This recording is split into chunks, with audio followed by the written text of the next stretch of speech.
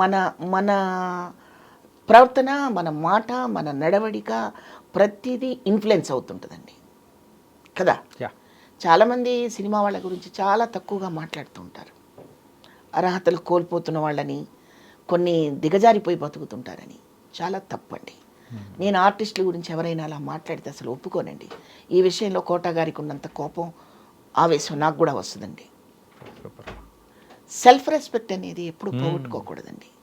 Self confidence, self respect రెండు కావాలండి.